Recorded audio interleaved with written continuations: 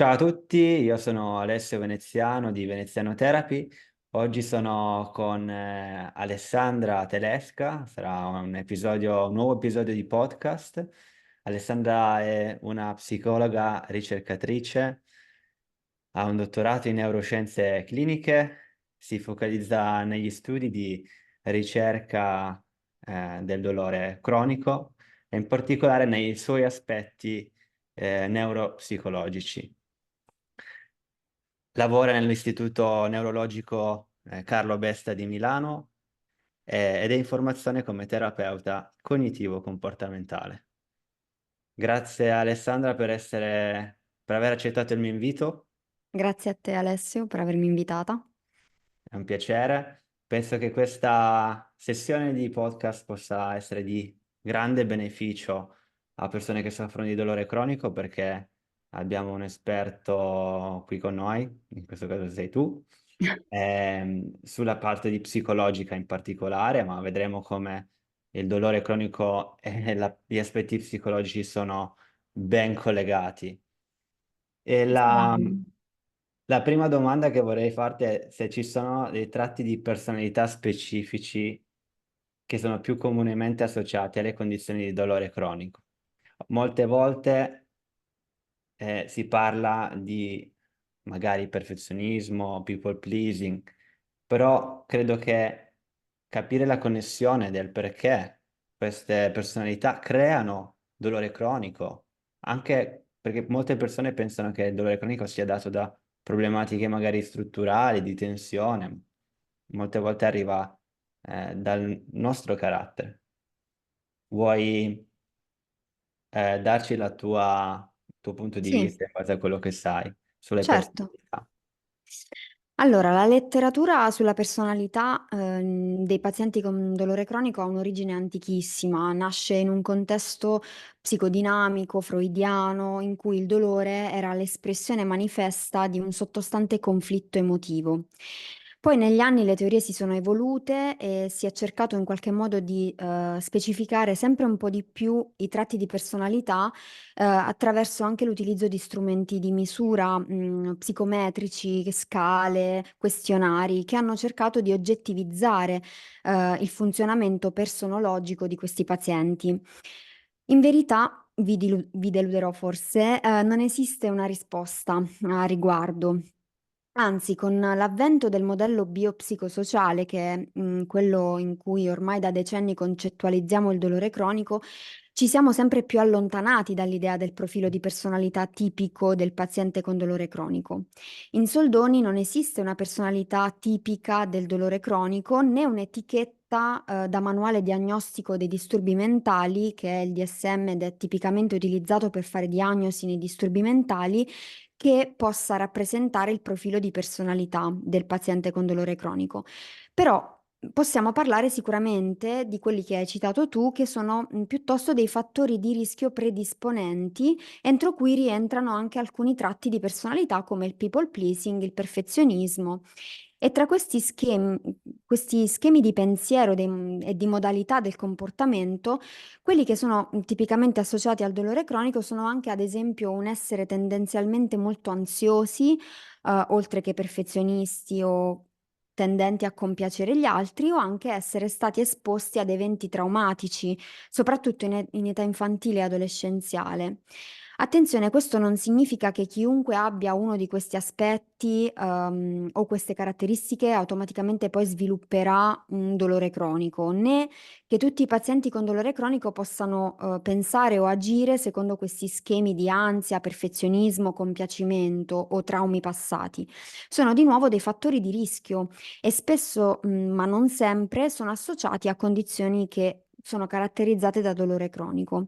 Anche sul concetto di trauma faccio un attimo una piccola, Sì, spiegazione. C'è da fare attenzione perché il trauma non è solo l'abuso piuttosto cioè fisico piuttosto che verbale o un episodio ad esempio di bullismo, ma è anche una generale condizione di percepita insicurezza dell'ambiente familiare. Ad esempio una trascuratezza che ha fatto sì che l'individuo non si sentisse al sicuro, capito, accolto e quindi ha sviluppato delle strategie di allerta verso il mondo esterno che si sono trasformate in una iperattivazione di quelle aree corticali che noi tipicamente troveremo nei soggetti sani, coinvolte nell'elaborazione degli stimoli che il nostro cervello processa come innocui tendenzialmente o dannosi, per poi mettere in atto un comportamento di attacco-fuga o di rilassamento. Però mi sono un attimo allontanata dalla domanda. Per chiudere, volevo dire che non esiste una personalità tipica del paziente con dolore cronico, ma esistono dei tratti eh, predisponenti da interpretare come fattori di rischio.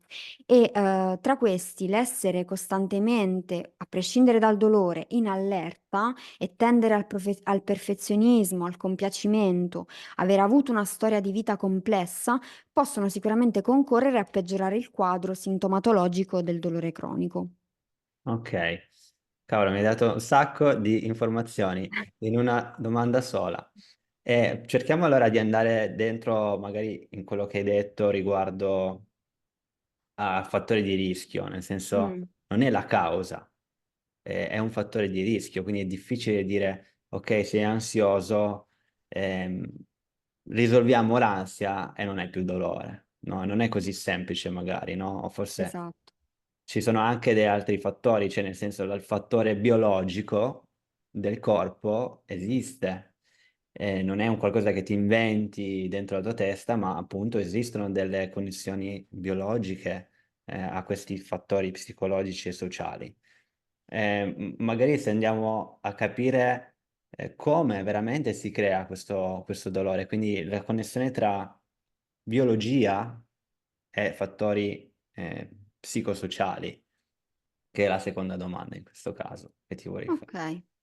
Allora, come già dicevo prima, in effetti, il dolore cronico è stato concettualizzato in un modello biopsicosociale, ormai da decenni. Il suo, diciamo, "inventore", tra virgolette, il ricercatore che si è occupato di concettualizzare il dolore cronico in questo modello è Gatchel. Secondo questo modello, quindi, esistono sì dei fattori biologici che sono tendenzialmente genetici, anche strutturali, quindi della struttura corporea e organica dell'individuo, che entrano inevitabilmente in interazione continua e costante con l'ambiente in cui il soggetto nasce, che è un ambiente chiaramente caratterizzato culturalmente e socialmente. Quindi l'individuo nasce, cresce, si sviluppa in un ambiente che ha delle determinate caratteristiche che lo influenzano, e quindi a questi fattori ambientali e genetici poi si aggiungono anche i fattori psicologici, tra cui rientra per esempio proprio la personalità.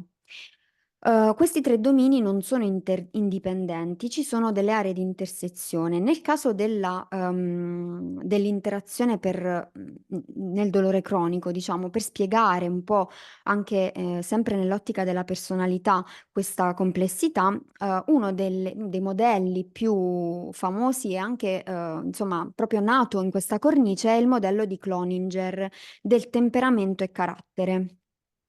Secondo questo modello, il pattern di funzionamento della personalità in generale è il risultato dell'unione del temperamento, che è un fattore immutabile nel tempo, diciamo geneticamente determinato, ereditabile parzialmente, e poi c'è il carattere, che è il fattore più soggetto a tutte quelle influenze ambientali come la cultura, la società di appartenenza, e rappresenta un po' un core cognitivo del soggetto, e quindi tutte le sue credenze, tutti i valori che possono chiaramente cambiare nel corso del tempo e della vita del soggetto stesso. Nel caso del dolore cronico, come si traduce tutto questo? Si traduce nell'ipotesi che i pazienti, ad esempio i fibromialgici, quelli con l'emicrania, i pazienti che hanno disturbi muscoloscheletrici, abbiano un elevato tratto di evitamento del pericolo e un basso tratto di autodirettività. Cosa vuol dire? In termini semplici vuol dire che l'evitamento implica la tendenza dei pazienti ad essere costantemente impauriti, preoccupati, sensibili al criticismo e anche con un atteggiamento pessimista nelle situazioni in cui non sarebbe necessario preoccuparsi. Invece, avere una scarsa autodirettività significa che i pazienti hanno una tendenza ad autocommiserarsi, a sentirsi fragili, hanno un locus of control esterno, quindi tendono ad attribuire all'esterno di sé le cose positive e anche quelle negative che gli capitano, quindi si deresponsabilizzano in qualche modo. E tutto questo fa sì che l'individuo eviti di essere proattivo o assertivo nel raggiungimento dei propri obiettivi. Ok. Moltissimi studi hanno trovato dei dati a supporto di questa teoria, che fa sì che appunto la sintomatologia di dolore cronico resti un po' in vita, diciamo, sia alimentata da questi due tratti, bassa autodirettività e alto evitamento del pericolo. Però ci sono anche altri studi che hanno trovato altri risultati. E un'ipotesi recente, ha visto che questi tratti sono particolarmente accentuati dove c'è un disturbo dell'umore in atto contemporaneamente, si dice in gergo tecnico in comorbidità. Quando questo succede, quindi quando c'è un disturbo dell'umore contemporaneo, comorbe al dolore cronico, ad una patologia caratterizzata dal dolore cronico, l'ipotesi è che il disturbo dell'umore sporchi o amplifichi la sintomatologia dolorifica, complicando un po' il quadro e rendendo anche difficile, per il professionista capire quali siano le reali condizioni patologiche e psicopatologiche del paziente. Ti ho risposto? Sì, molto esaustiva, molto Ok. esaustiva. Questa parte, l'ultima è appunto quella di dire è difficile capire la causa unica. Anzi, non c'è probabilmente una causa unica, c'è la connessione tra più fattori. Sono curioso di sapere come il carattere, si può formare da quando sei bambino, fino ad oggi, che magari uno dice: "Cavolo, come faccio a connettere il fatto che ho dolore oggi a cosa è successo nel passato?" Perché questa connessione non è la prima cosa che viene in mente, giusto? Cioè non è Certo. ho dolore, è successo qualcosa dal punto di vista fisico, perché mi sono alzato male, sono andato in palestra e mi sono fatto male, da quel movimento particolare, lo squat o la panca piana, che molte volte succede. Oggi stesso ho avuto un cliente che mi ha detto: "Tutto è nato da un trauma fisico". Quindi non vai subito a pensare: "Cosa è successo? Com'è la mia personalità?" No, Quindi certo. se vuoi spiegare a Alessandra come viene influenzata la personalità che oggi, per esempio, io ho, da cosa mi è successo nella mia Nel infanzia. passato. Eh, allora, sicuramente il passato ha un ruolo in generale, come dicevo, essendo degli esseri, che nascono con un patrimonio genetico, e poi si interfacciano con un ambiente e una società, veniamo quasi plasmati, no, cioè anche il nostro cervello si adatta, è plastico, quindi si adatta continuamente creando, modificando le connessioni al suo interno fra le varie aree corticali continuamente ai trigger, agli stimoli che riceve dal mondo esterno e quindi il passato ha un ruolo in questo senso. Anch'io ti faccio un esempio clinico, in generale. Noi psicologi utilizziamo spesso una tecnica potente in terapia che si chiama la linea della vita.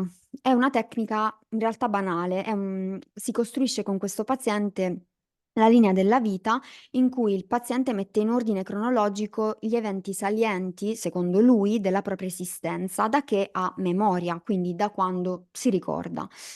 Questo strumento è potente perché consente di vedere le cose, di ragionarci e di eventualmente correggere dei ricordi nel processo terapeutico con delle consapevolezze nuove che magari si sviluppano in terapia o con il rapporto del terapeuta, ma permette anche di vedere delle assenze, cioè dei possibili elementi che avrebbero dovuto esserci ma non ci sono stati, come ad esempio la cura o l'attenzione di un genitore, piuttosto che un chiarimento di un equivoco che non c'è stato e ha dato origine ad una serie di scelte che poi hanno portato ad altre scelte e così via, strutturando quella che è poi la situazione attuale del paziente.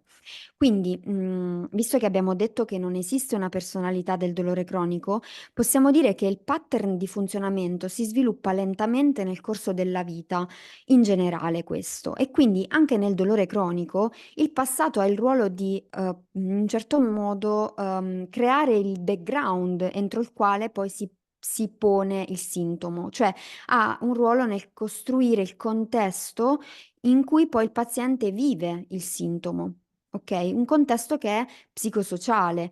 Uhm, quindi possiamo dire che il vissuto del paziente è influenzato in questo modo dal suo passato. Conoscere il passato del paziente può voler dire aiutare il paziente ad individuare quelli che sono stati magari dei fattori di rischio, appunto eventuali traumi, mancanze o, misinterpretazioni, ma soprattutto può essere utile per noi professionisti, ad individuare le risorse che il paziente ha e che spesso non vede.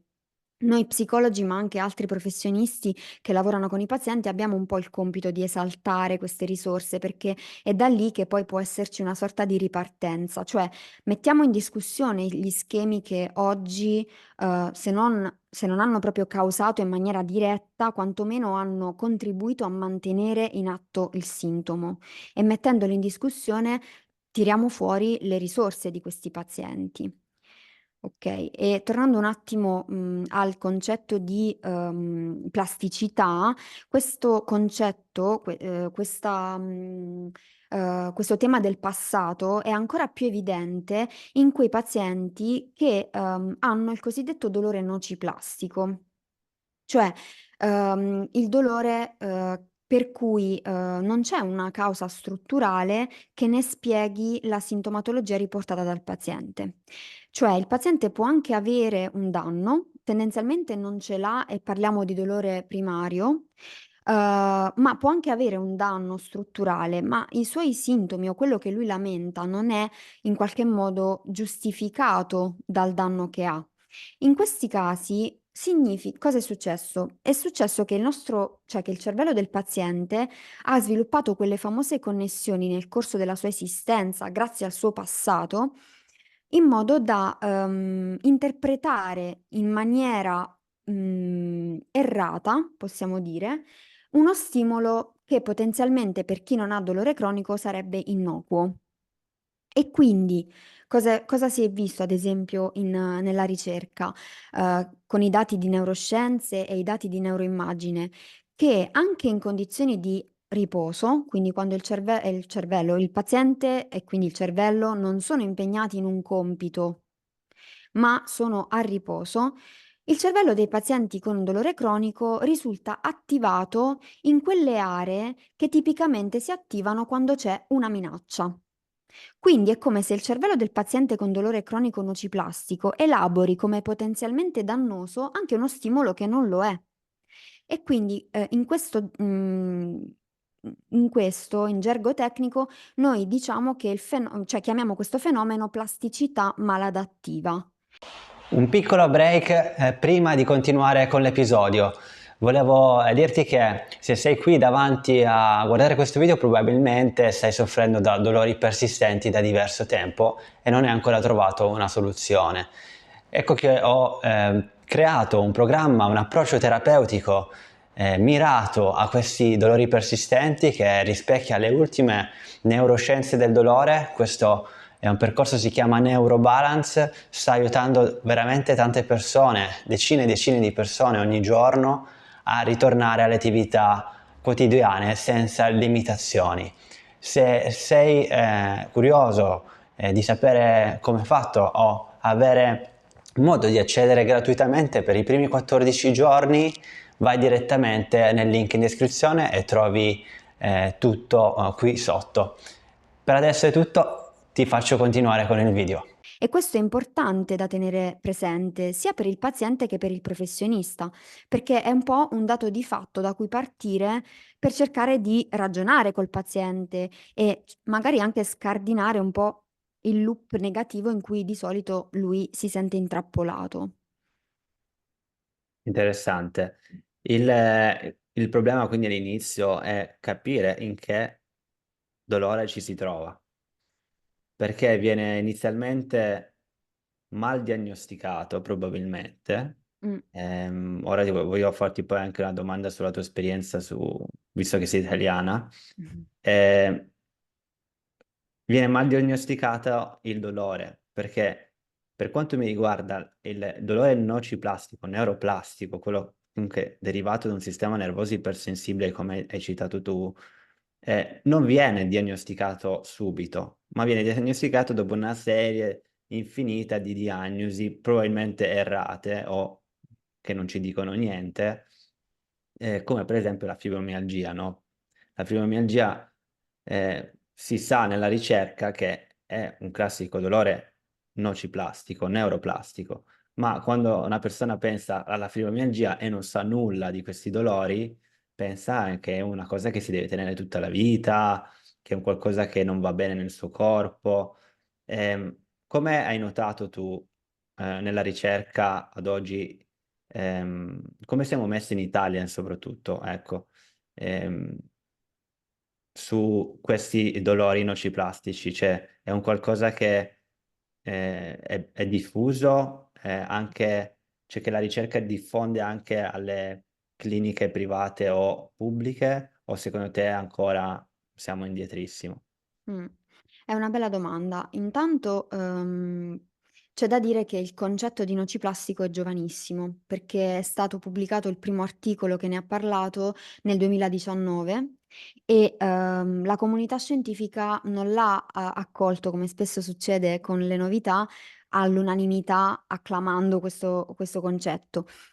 Piuttosto c'è stato un dibattito tra chi riteneva che fosse, una banalizzazione, e chi invece ritenesse che fosse la chiave per, dare voce a tutti quei pazienti che non avevano ancora un ruolo, più quantomeno un inquadramento clinico nel panorama della medicina, come proprio la fibromialgia che in Italia non è ancora riconosciuta come patologia dal Servizio Sanitario Nazionale e, le associazioni impegnate, nei tavoli, della politica si stanno molto adoperando in questo senso, ma ad oggi di fatto non c'è ancora un riconoscimento e di questo i pazienti soffrono molto perché sappiamo che molte volte avere una diagnosi, è come se sgravasse un po' il peso dal paziente, no, lo liberasse da un continuo proprio rimuginio e, una costante ansia di non sapere cosa sta succedendo a lui e al suo corpo e non poter fare piani, non poter progettare il futuro, cioè sono cose in cui cioè di cui noi spesso, non ci ricordiamo perché non siamo nelle vesti del paziente. In Italia, quindi detto che, il concetto è nuovo e che la comunità scientifica in generale internazionale non è stata subito unanime nell'introdurlo, devo dire che comunque, almeno nel mio contesto in cui, cioè nel contesto in cui lavoro qui a Milano all'Istituto Besta, ci stiamo muovendo in questo senso.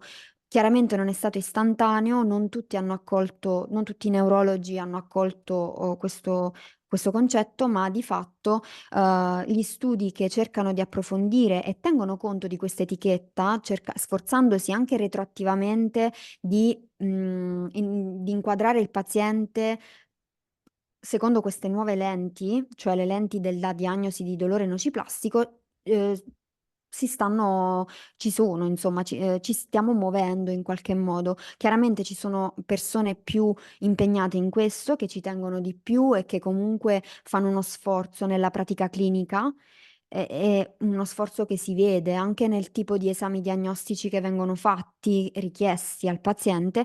Ci sono altri che invece sono ancora più titubanti. Purtroppo non ho una cioè non ho un panorama, diciamo completo di tutti i centri in Italia, però, posso dire che a rilento ci stiamo muovendo e questo mi fa piacere perché anche tramite insomma, altri professionisti, anche il fatto che tu mi abbia contattato, che ci siamo conosciuti, è il segno che qualcosa si sta muovendo e quindi possiamo ben sperare in qualche modo, soprattutto i pazienti possono ben sperare. Anche l'etichetta di nociplastico comunque rischia di diventare una semplificazione, cioè questa critica esiste ed ha un suo perché.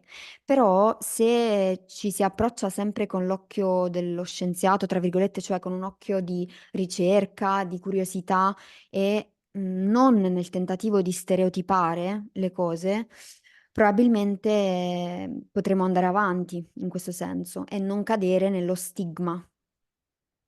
Cosa intendi come stereotipare? E Cosa noti che viene stereotipato?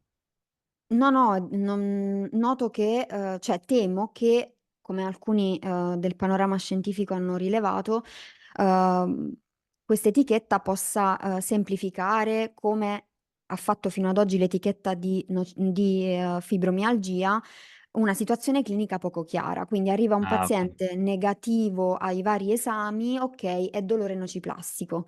No, cioè non deve succedere questo, dovrebbe succedere piuttosto, ah, non ha questo, non ha questo, non ha questo, sforziamoci di trovare, che ne so, di fare un altro test, un altro esame, magari sperimentale, non che rientri nella pratica clinica, e cerchiamo di capire, cosa sta succedendo a questo paziente e andiamo avanti nella ricerca in questo senso. Non, releghiamo il paziente da fibromialgico a nociplastico, non cambierebbe nulla, no? Certo, è un'altra etichetta, è un'altra etichetta e non ci dice poi alla fine come risolvere il problema, perché ehm, ovviamente poi la cosa più facile da fare è fare altre analisi corporee ulteriori, che probabilmente si trova sempre qualcosa che non va nel corpo, nel senso Sì, sì, sì. non siamo simmetrici, per esempio nel mio campo, nella fisioterapia la prima cosa che si dice, si diceva, spero che non si dice più, però purtroppo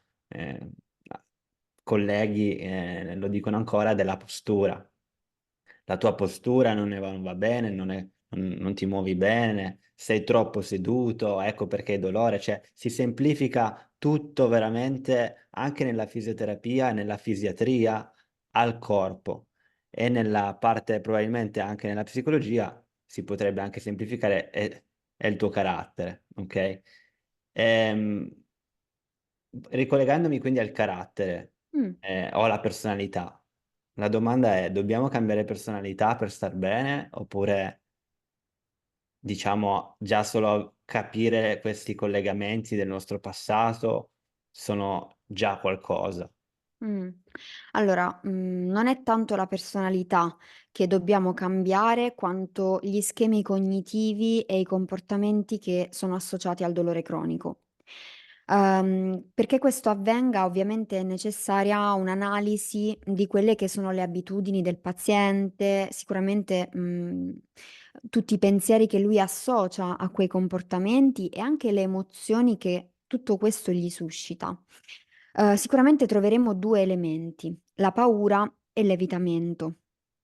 Di fronte a questi l'ideale sarebbe cercare di osservare da vicino che cos'è che fa paura al paziente, che significato ha per il paziente quello che noi ci sforziam cioè quello che lui si sforza di evitare.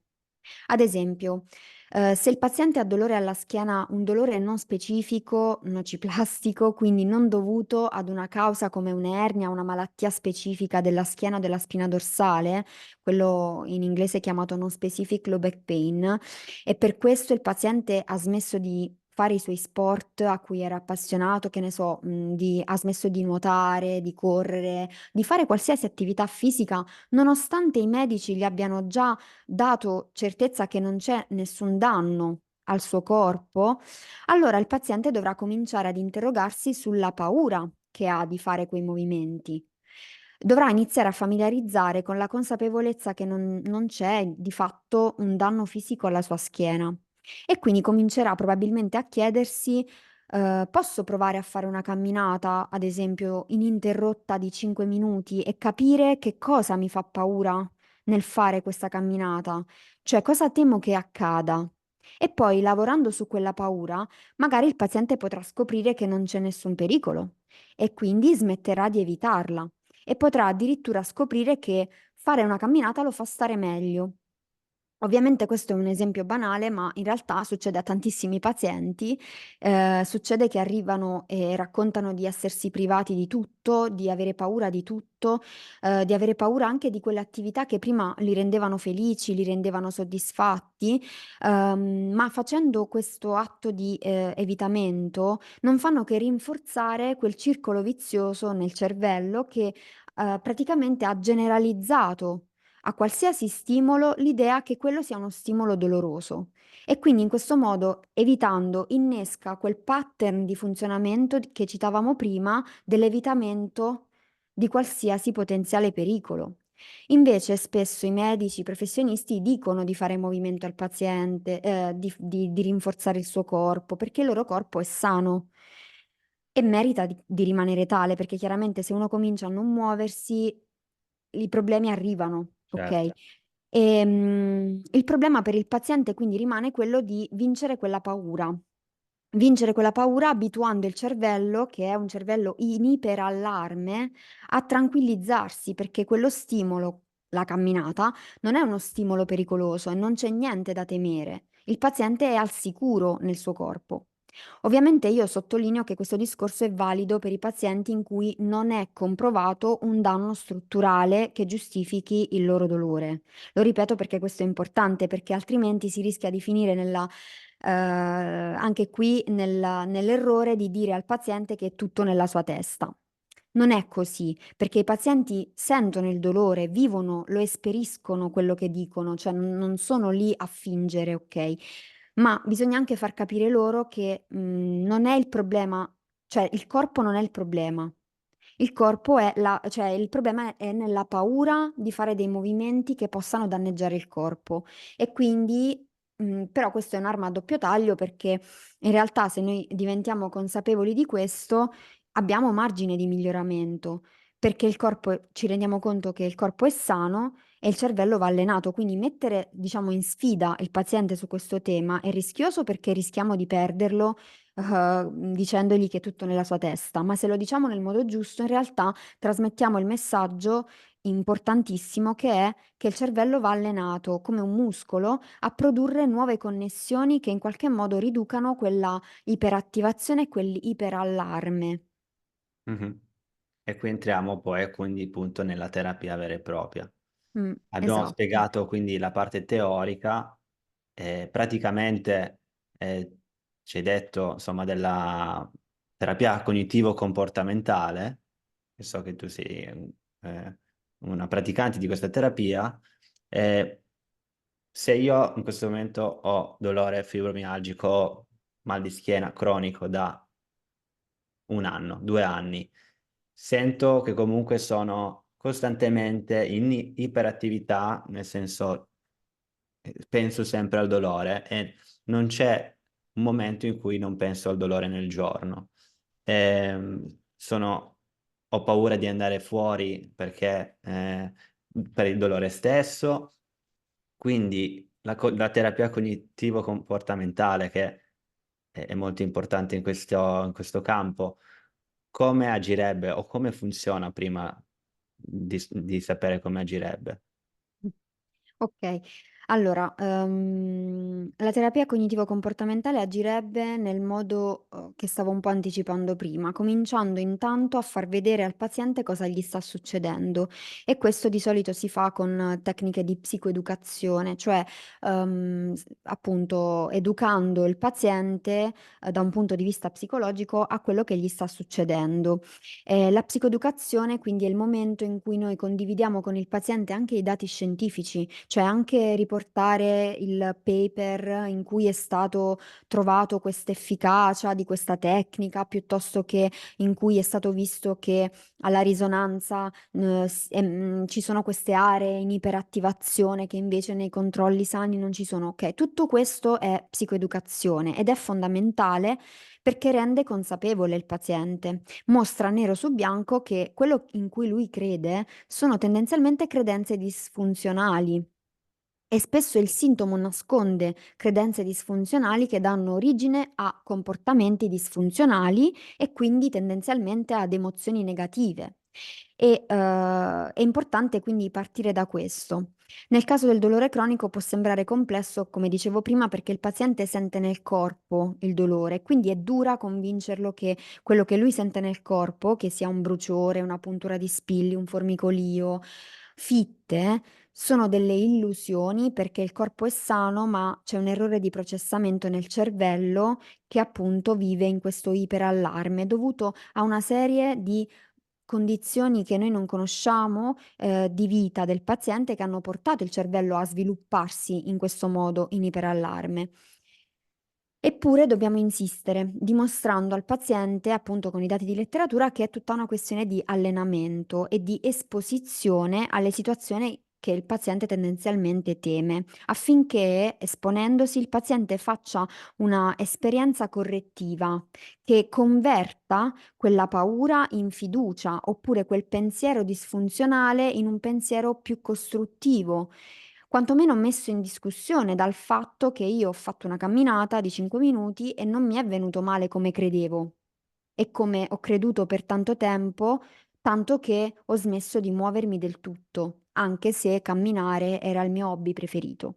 Ok? Quindi è questo l'approccio del cognitivo-comportamentale, lavorare sulla credenza, sul comportamento attraverso ristrutturazioni cognitive nel caso delle credenze, attraverso esposizioni ovviamente concordate con il paziente, non è che lanciamo il paziente in un'impresa impossibile, quindi si concorda tutto con il paziente, anche quello che non riesce a fare, se non riesce a farlo si guarda il perché e si cerca di costruire degli interventi che chiamiamo anche esperimenti con lui, ad hoc, proprio fatti su misura delle sue paure e delle sue risorse in quel preciso momento.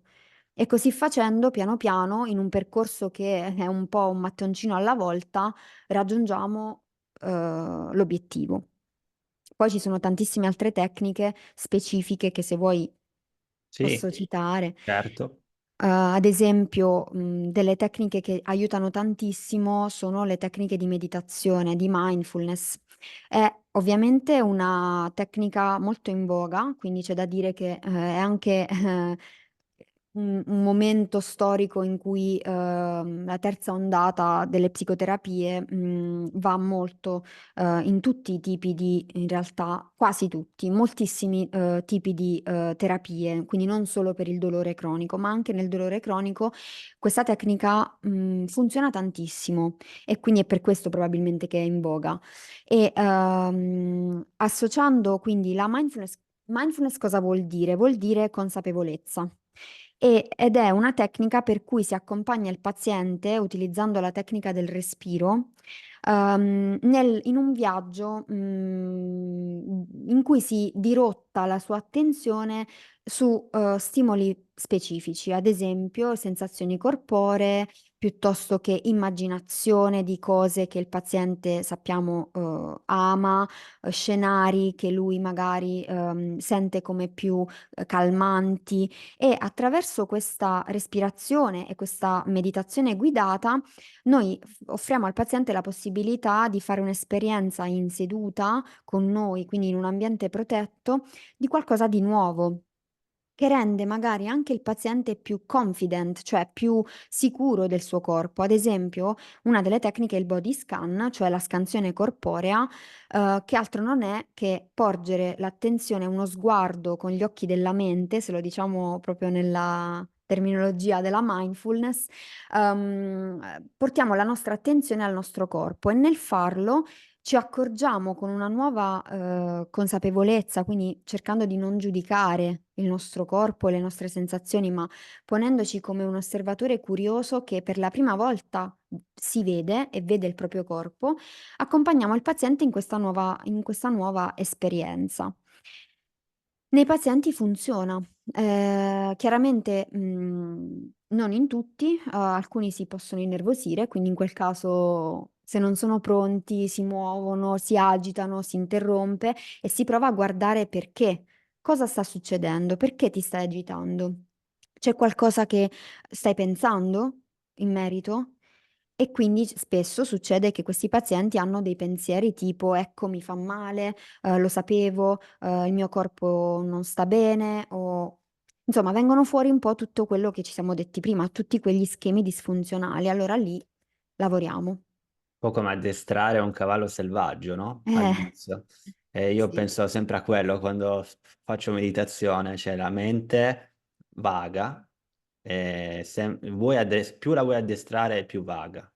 Ed è normale non svuotarla, perché molte persone pensano, devo svuotare la mente.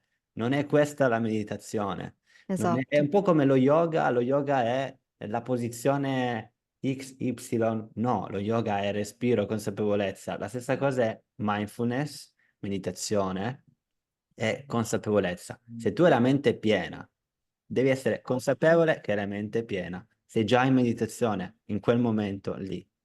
E non c'è un modo di farlo sbagliato, perché poi Mm-mm. anche quello, no? Lo sto facendo sbagliato, non inizi a incavolarti perché inizi a muoverti. Ecco, mi sto muovendo, non dovrei muovermi. Ti muovi, sei consapevole che ti stai muovendo, sei consapevole perché ti stai muovendo, come hai detto tu, Alessandra, perché ti stai muovendo. Eviti, perché vuoi evitare il discomfort prima di tutto. Però nel discomfort c'è molto probabilmente una delle cause del dolore, no? Comunque, mi piace molto questo approccio, tra l'altro è lo stesso approccio che uso io. Persone che stanno vedendo questo podcast sessione o che stanno sentendo questa sessione trovano nel mio canale YouTube diverse meditazioni guidate di tracciamento somatico, le chiamo, perché arrivano comunque da questo somatic tracking, no? Che si dice molto in America, perché la mindfulness c'è da molto tempo. Il somatic tracking è stato inventato, penso, da Alan Gordo, se non sbaglio, giusto? Sì, Come una particolare mindfulness per i dolori cronici, che quindi segui il dolore, non segui il esatto, respiro in quel momento. esatto. Bene, ci sono anche altre terapie che vorresti parlare, tra cui, che non so, altre cose che secondo te una persona, perché abbiamo detto la mindfulness, abbiamo detto il movimento fisico graduale, Mm. la terapia cognitivo-comportamentale, la terapia educativa. Ci sono altre cose che dovrebbero sapere chi la sta ascoltando? Oppure già queste, secondo te, sono essenziali e vanno bene per tutti?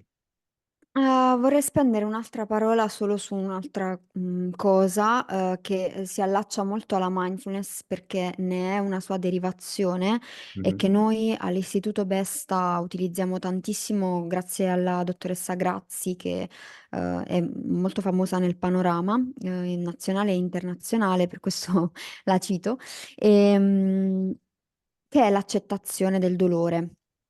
Ossia questo cercare di insegnare al paziente che anche laddove c'è una problematica strutturale, per cui il suo dolore è assolutamente motivato, il paziente può sempre fare un ragionamento di accettazione. Che cos'è però questa accettazione del dolore cronico? Non è, spesso è confusa con la rassegnazione. Mm. L'accettazione del corpo malato invece, è accettazione perché prevede un ruolo attivo da parte del paziente. La rassegnazione prevede un paziente che appunto è passivo, che di fronte alla difficoltà si lascia andare, non si oppone, ma non agisce, non reagisce in nessun modo. Invece l'accettazione ha un ruolo cioè prevede un ruolo attivo da parte del paziente perché il paziente prende atto, è consapevole della propria condizione e di conseguenza decide di agire in maniera attiva, provando ad introdurre strategie nuove, investendo nuove risorse affinché quella condizione del corpo venga vissuta al meglio delle sue possibilità. Chiaramente è un lavoro duro sia per il paziente che per lo psicologo, perché è molto facile cadere nella rassegnazione E invece è molto più impegnativo provare ad investire in qualcosa di diverso, accettando la condizione in cui si è, accettando il proprio corpo malato, in alcuni casi chiaramente, cioè laddove c'è effettivamente un problema. E poi un'ultima cosa che è più un appello che faccio ai pazienti, se ci ascoltano, spero di sì, ma anche un po' ai professionisti come noi, che è un appello, quindi vado un po' oltre il consiglio terapeutico e faccio questo appello più di tipo gestionale, passami il termine. Cioè, dico ai pazienti: affidatevi ai professionisti, che sappiano usare con scienza e coscienza questi strumenti, perché la mente delle persone e il corpo sono delicati e vanno trattati con cura e con premura, con etica e con professionalità.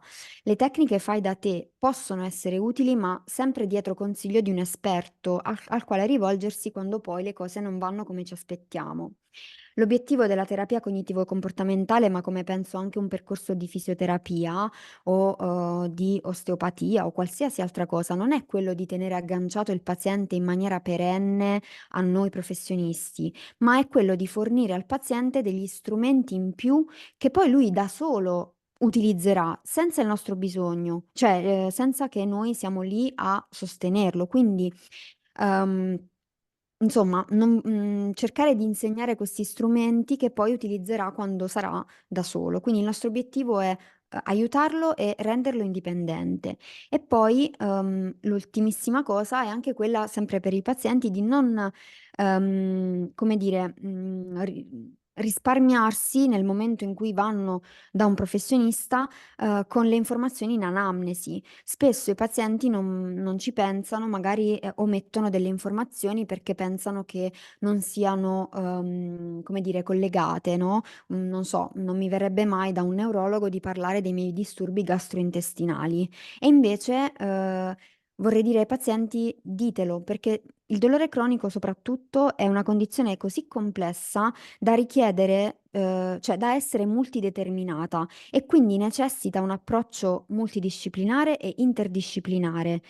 E questo significa che non basta che ci siano tanti operatori che si occupano di un sintomo, ma è necessario che questi operatori abbiano la possibilità di integrare le loro competenze, anche se purtroppo oggi non abbiamo un servizio sanitario nazionale che offre a tutti, in tutti i contesti, un servizio così diciamo complesso nel senso di interdisciplinare. L'anamnesi può essere un ottimo momento per il paziente per rendere, per mettere a conoscenza appunto lo specialista da cui è di tutto quello che ha fatto, perché se lo specialista è preparato, potrà mettere insieme i pezzi e dare al paziente la migliore opzione, anche indirizzando eventualmente ad altri professionisti e creando magari un fai da te, di quella sinergia interdisciplinare che il dolore cronico merita, no? Certo, certo, assolutamente. Quando hai parlato di sistema nazionale parliamo del pubblico, probabilmente nel privato questi team si potrebbero creare sin da subito e diciamo non aspettare per forza il pubblico. Il problema è che poi andiamo sui costi. La persona nel privato che va da me o da te personalmente, Alessandra, paga di più e molte volte non se lo può permettere questo, il costo, no? Certo, Ed è un peccato perché la ricerca esiste. Tu hai parlato del 2019 del dolore nociplastico, ma si sapeva già prima di queste tendenza su questa connessione corpo-mente, no? E certo. purtroppo ci si è arrivato troppo tardi per quelle persone che magari soffrono da 20 anni ehm, e sono sempre andati da persone non aggiornate, no? E volevo collegarmi quindi sulla terapia, hai detto tu, attiva, cioè è il paziente che lavora principalmente, noi siamo solo lì come guida o a insegnargli gli strumenti. E mi dà molto fastidio come professionista quando vedo che ancora oggi i professionisti che usano terapia passiva Mm, non spiegano al paziente, forse perché sono loro ignoranti dal punto di vista proprio scientifico, cioè nel senso della scienza, dove abbiamo detto osteopatia, so che non sono tutti uguali gli osteopati, so che i fisioterapisti non sono tutti uguali, ma ce ne sono ancora tantissimi che magari con una manipolazione continuano a dare o una falsa speranza, vai, vieni, ti do un sollievo, e allora poi continui a fare la tua vita, vediamo come va. Questo è un disservizio, secondo me, perché non stai dando nulla, stai semplicemente dando un palliativo. Quando noi parlavamo di meditazione, probabilmente qualcuno può pensare che sia un palliativo, la Mm. meditazione, ma è un brain training, è un training mentale che va non solo in questo momento, che funziona non solo in questo momento che sto facendo la mindfulness, ma mi sta programmando all'interno il sistema nervoso per un lungo termine. Ehm, Questo succede anche tra voi psicologi che eh, si lavora molto passivamente o no? Perché non lo so, nel senso so che nella nostra parte fisica, riabilitativa è pieno e spero che oggi con questa sessione la gente inizia a farsi due domande su da chi va e provare magari altre soluzioni, ma sulla parte psicologica non so. Come ne hai notato tu la tua parte, insomma, il tuo mondo? Allora, moltissimi dei pazienti che arrivano in istituto hanno fatto delle psicoterapie. Raramente, o meglio, no, ci sono alcuni che hanno trovato una risposta alle loro domande, ai loro malesseri, ma raramente quei malesseri erano collegati al dolore. Mm, Quindi non era stato un percorso che aveva in qualche modo dato una mano su quel versante. L'ultimo paziente che ho visto l'altro giorno mi fa che è stato utile, ma è stato uno sfogo andare dallo psicologo. Però ci sono tantissimi altri professionisti che conosco e con cui anche collaboro che sono assolutamente sul pezzo e se non lo sono, sono interessati, curiosi, aperti al confronto e sicuramente non promuovono un tipo di terapia passiva.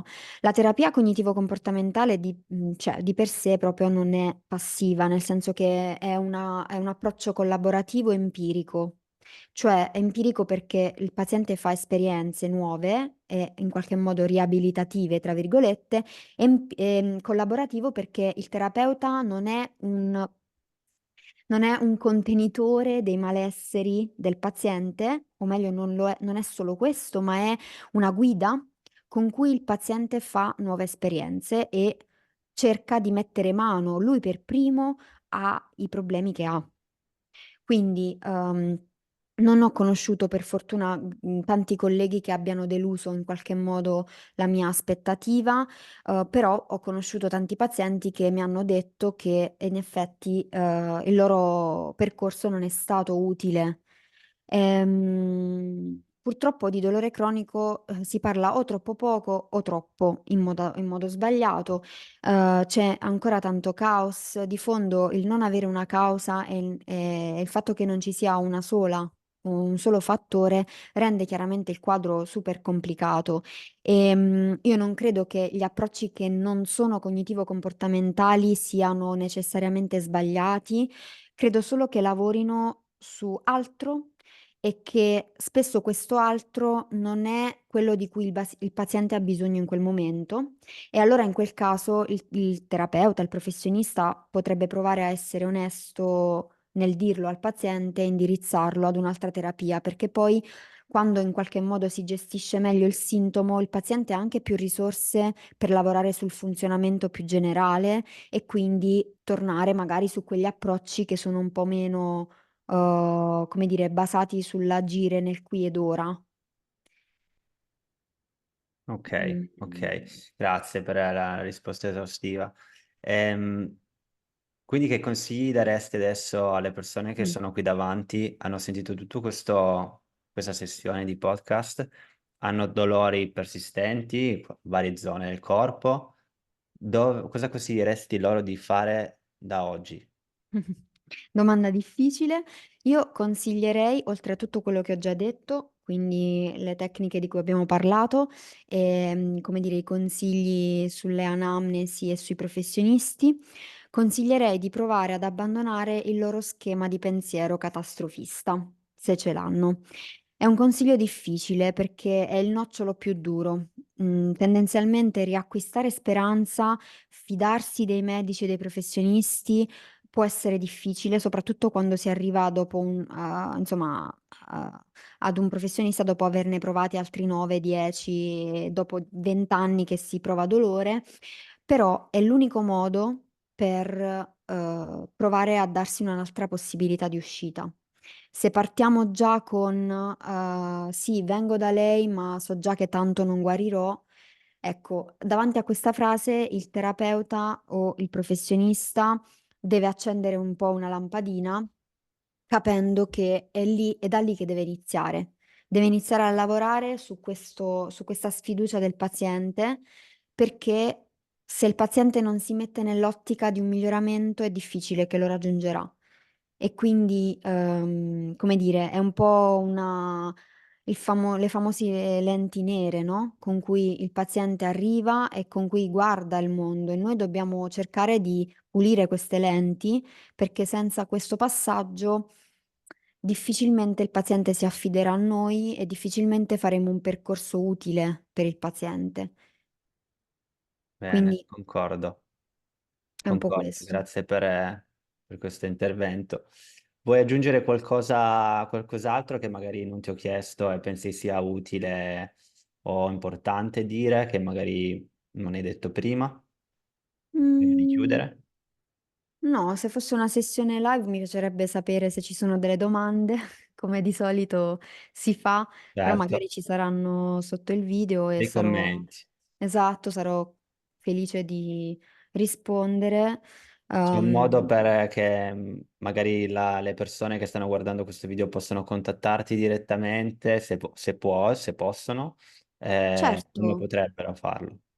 potrebbero scrivere alla mia mail che, è il mio nome e cognome tutto attaccato, quindi alessandratedesca@outlook.com.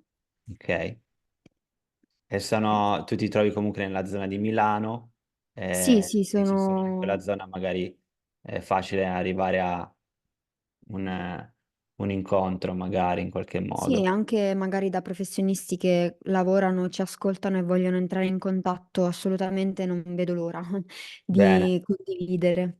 Anch'io, nel senso, questo lo dico, ho raggiunto te Alessandra, so che ce ne sono diversi, nel mio podcast ho intervistato qualcun altro, ovviamente di professionisti, ma ce n'è veramente bisogno, perché se più persone parlano di queste cose, la popolazione non aspetta il pubblico, non aspetta la sanità pubblica, perché tu arrivi dalla ricerca. La ricerca solitamente è più facile che purtroppo vada sul privato direttamente, credo, questa è la mia opinione, e poi va sul pubblico. Dovrebbe essere invece al contrario. Però già grazie a questa tecnologia che abbiamo oggi, le persone possono trovare già dei punti di riferimento, o fisici come il tuo, fisici come il mio, se sono nella zona sarda, Mh. online direttamente. Esatto, esatto. Grazie Alessandra di nuovo Grazie a a te. tutti per essere stati fino a questo punto e ci vediamo alla prossima sessione. Ciao a tutti. Grazie. Ciao a tutti.